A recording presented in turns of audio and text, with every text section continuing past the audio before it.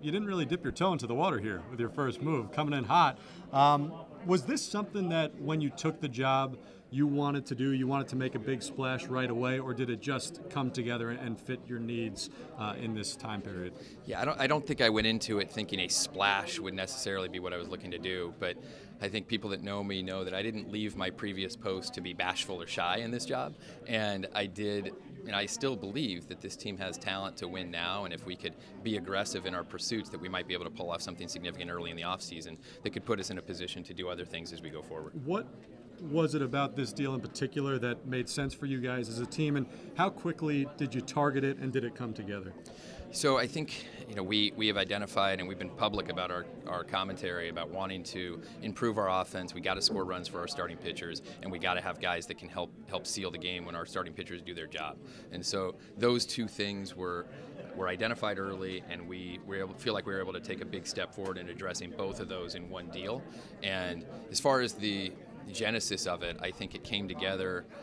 The idea of Robinson Cano came together first, but the pursuit of Edwin Diaz was something that we really stayed on because it wasn't clear that he was actually going to be available early on in our discussions with the Mariners.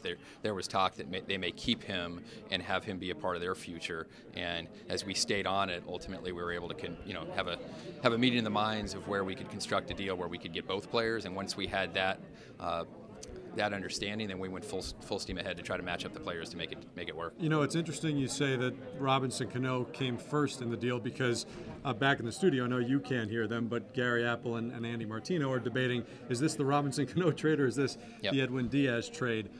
What was it about Cano initially that you zeroed in on? Why was he the guy that you guys originally went after? I think when we go through our conversations with teams, we want to try to be thorough in our exploration of all players that are available.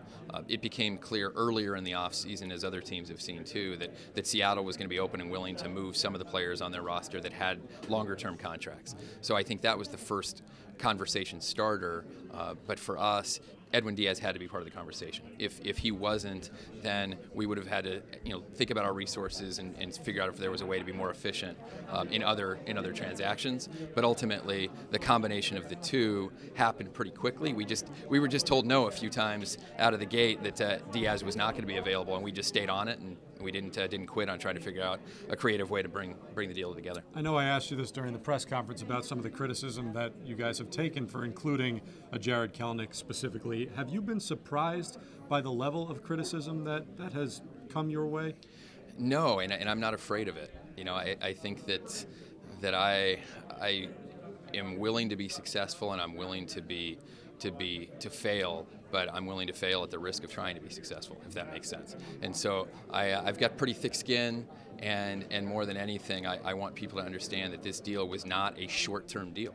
Edwin Diaz has the opportunity to be with us for 4 years. Robbie has the chance to be with us for 5 years. And when you look at the core position player group that we have, that lines up with many of our young guys like Conforto, like Nimmo, like Rosario, like McNeil. And to be able to have that group together for a sustained period of time should not be an indication of anything short of us being in this for many years to come. And while Kelenic is a really good talent, he may not have factored in during this same window of time. So, we recognized that somebody is going to be really lucky to have him, and obviously Seattle will likely be that team, but we were willing to sacrifice the long-term future for the next 5 years.